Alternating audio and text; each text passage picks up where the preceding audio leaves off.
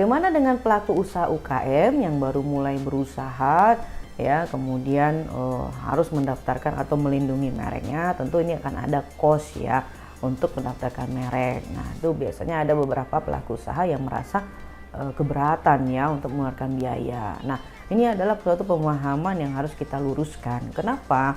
Ya, dalam proses pendaftaran merek di DJKI itu ada memberikan bantuan kepada para pelaku usaha UKM dengan menggunakan jalur permohonan UKM ya. Jadi ada biaya PNBP yang khusus bagi pelaku usaha UKM. Tentu biayanya ini lebih terjangkau bagi pelaku usaha UKM dibandingkan dengan jalur permohonan yang non UKM ya.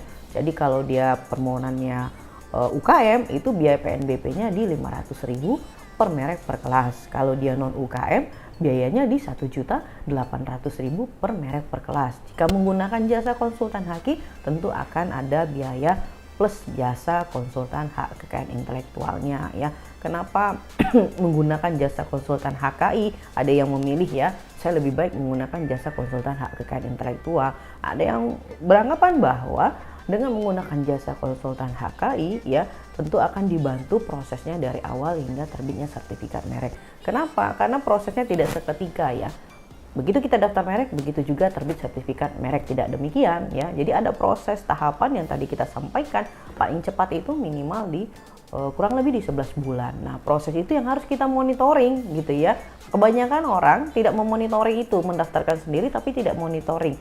Nah, ketika dia cek ternyata ada surat penolakan tetap.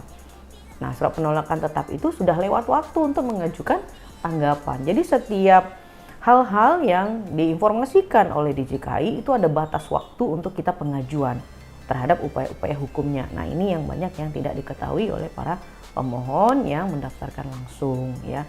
Jadi harus dimonitoring ya. Nah, pelaku usaha UKM itu bisa menggunakan jalur permohonan UKM yang diberikan oleh DJKI sebagai wujud untuk mendukung usaha UKM. Ini penting ya, mendaftarkan melindungi mereknya terlebih dahulu sebelum kita melakukan usaha. Kenapa? Ketika kita mendaftarkan mereknya, kemudian kita usaha ya, maka kita tidak was-was lagi merek kita diambil oleh orang lain atau kita dituntut oleh orang lain. Kenapa? Karena kita sedang dalam proses pemeriksaan di DJKI begitu ya. Jadi kita juga menghindari adanya kerugian ya, kerugian yang akan muncul apabila merek yang kita perdagangkan belum kita daftarkan. Karena ini banyak juga yang terjadi, berdagang dulu baru melindungi mereknya. Ini adalah pemahaman yang keliru. Kalau kita hitung ya, merek ini masuk dalam investasi ya, investasi dalam berusaha, sama seperti kita menyewa tempat, membeli peralatan dan perlengkapan dalam berusaha, bahkan membeli barang-barang yang akan kita perdagangkan. Dan sebenarnya jauh lebih murah ya kalau kita hitung saja.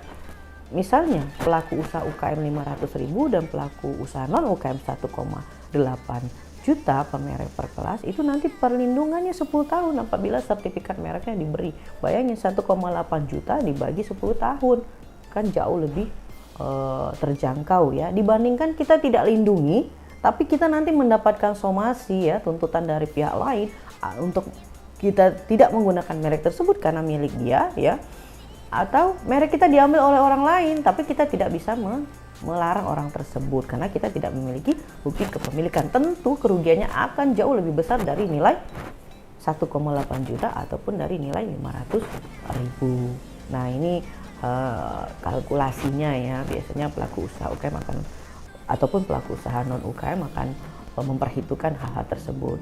Nah, merek ini adalah aset intangible ya. Aset intangible itu adalah aset yang tidak terlihat tapi memiliki nilai ekonomis. Jadi kalau misalnya Bapak Ibu sebagai pelaku usaha ya, sekarang 2-4 tahun itu berusaha, berproduksi, nah nanti kemudian sudah memiliki pelanggan tetap, sudah memiliki reputasi terhadap suatu mereknya, maka merek itu memiliki nilai, akan bertambah nilainya.